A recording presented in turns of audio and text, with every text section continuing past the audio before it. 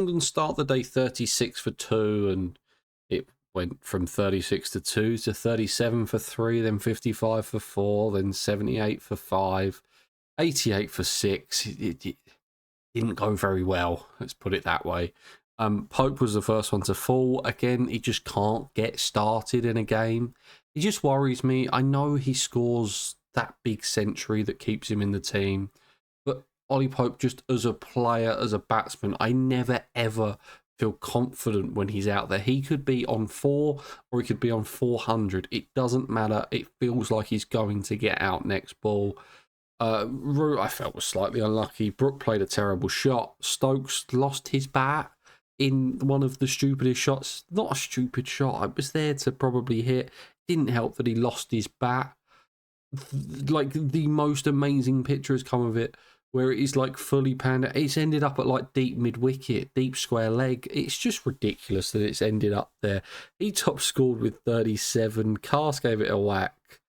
Jamie Smith just wasn't great. And then you don't expect anything from Leach or Bashir. Potts finished 9 not out. No Man Ali takes 8 for 46. 8 for 46. So the two spinners, Sajid Khan and No Man Ali, have both taken all the wickets. They've taken all 20 wickets. I mean, it's not a find because they've played before, but like, they just played really well. As an England fan, I'm not necessarily upset by what's happened in the test, for the simple fact of, I think that this could have gone either way, depending on the toss. The toss was probably puts it, if you won the toss, you're an 80% chance of winning it. Just from the start, before any cricket has been bowled, you win that toss. The pitch was flat when Pakistan batted. It crumbled when England batted, and that's the game. I don't really see what the difference is. Like, it's just, that's what it is. I mean, it was actually, so there was 70 runs difference between between Pakistan and England, and then to England to Pakistan it was another 70, and then to Pakistan to England again it was 70. So the pitch has deteriorated in a way that you can actually see with your eyes. And it was always going to be difficult to get score 300 on this pitch. I just never ever expected it to happen.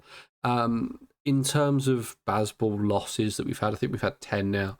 This one pissed me off the least, I have to admit. I'm just not even bothered by losing it. I'm actually quite happy for Pakistan. I don't think I've been happy for another team when we've lost a game for a while. I mean, maybe the only exception is the New Zealand test that we lost in 2022. That was quite funny. Just because it was an incredible test, but I'm fine with this. I still think that we'll win in Rawalpindi and win the series, because I don't see how they make a ranked turner. I mean, everyone's saying, oh, well, Bazball can only play on flat pitches and they can't play on turning decks. Guess what? England have never been able to play on turning decks. It doesn't matter if it's Bazball, it's Joe Root's team. If it's, I don't know, you want to go all the way back to 1945, probably not 45, that was the war was on, but it doesn't matter. We couldn't play against spin. We've never, ever been able to play against spin. The conditions in England with the Duke's ball is favourable to swing bowling. That is what 90% of the balls bowled in our domestic game is some bloke bowling 80 mile an hour and swinging it. That's just what happens. That's the conditions that we know well, and that's why when everyone else in the world pretty much struggles in England, Joe Root averages 60 because it's his own conditions. It's what he's used to. Now, Joe Root, I think, is actually a really good player of spin, so he's probably not the best example. But, I mean, we've got some good players of spin. I think this team plays spin better. I just don't think they last very long doing it, and it's very feast or famine with them. It's either going to come off and you get Duckett's 100 that he scored in the first innings, or it doesn't come off and you get Duckett's duck in the second innings. He is the epitome of Bazball, Duckett. It either works or it doesn't. And when it works, it's great to watch and it works really well. When it doesn't, it looks a bit shit. And I don't know, I can't sugarcoat that anymore. I think it's great. Like, I do think it's great. It drives me nuts sometimes the way this team plays. I just think, just take a step back and just see out a bit of pressure.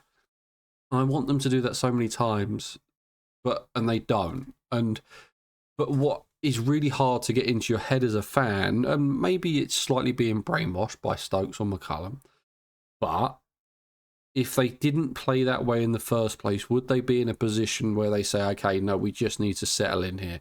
I don't know.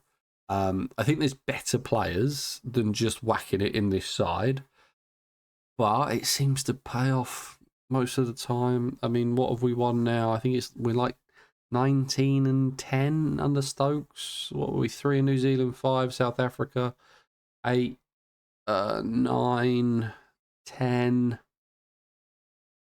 I'm just trying to work it out. 12, 13, then 18, 19 and 10. 1 draw. I mean, that's not bad.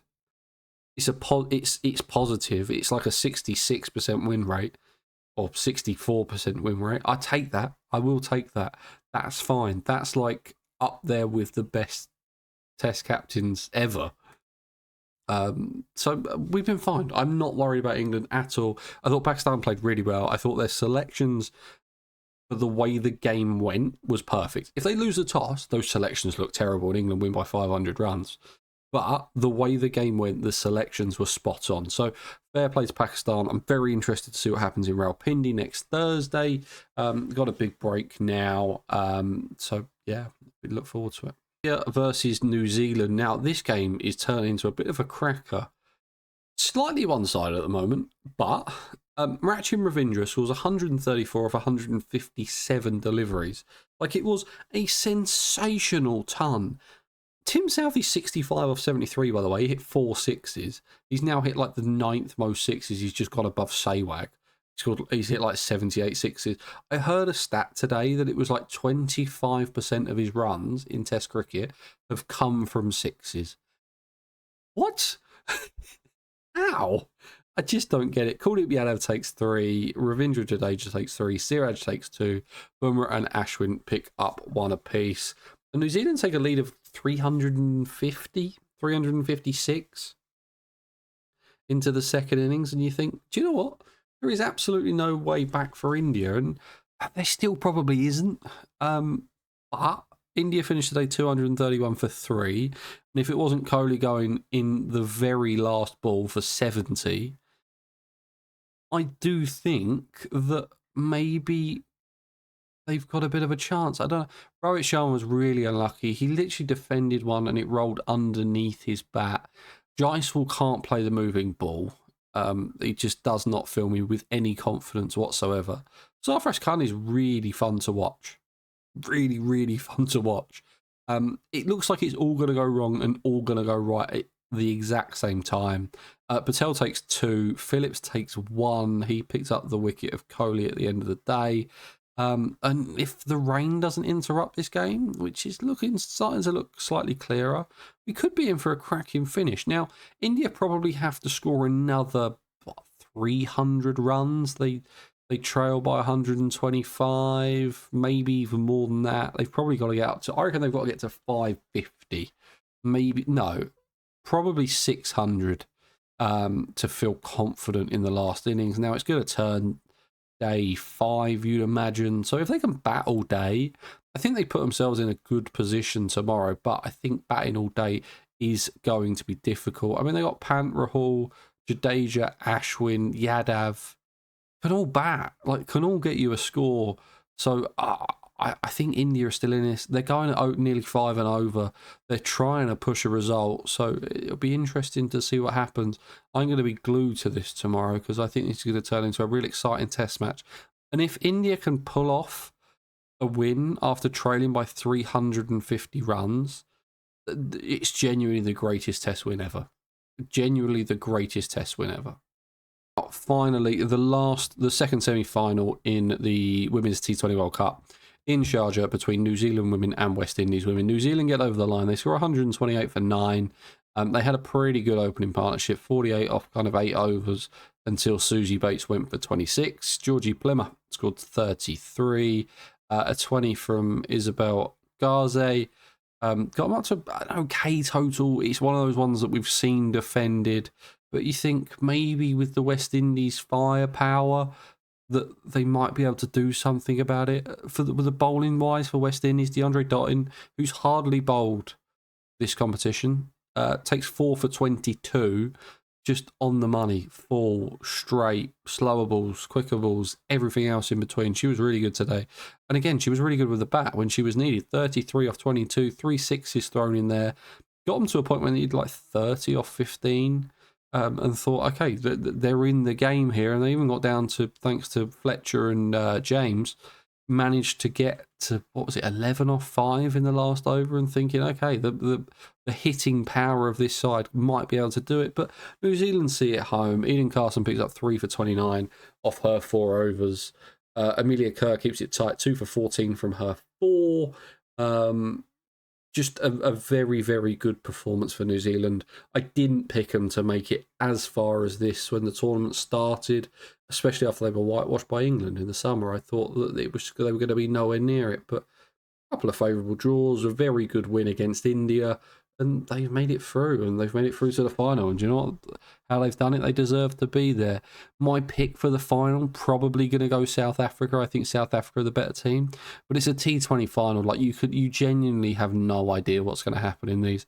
It could be anything, but I'll be watching it on, I think it's Sunday the game is? It is Sunday, 3 o'clock UK time, 8:30 India time, 7:30 India time, whatever it is. But that'll be fun to watch. To be it for today's video. I very much hope you enjoyed it. Please remember to leave a like. Please remember to subscribe. Remember to comment down below who you think is going to win the last game between Pakistan and England, and if maybe India can get over the line in their test match against New Zealand. Doubtful, but if there's any team that can do it, it's probably this India team. But I'll see you guys in the next video, probably tomorrow.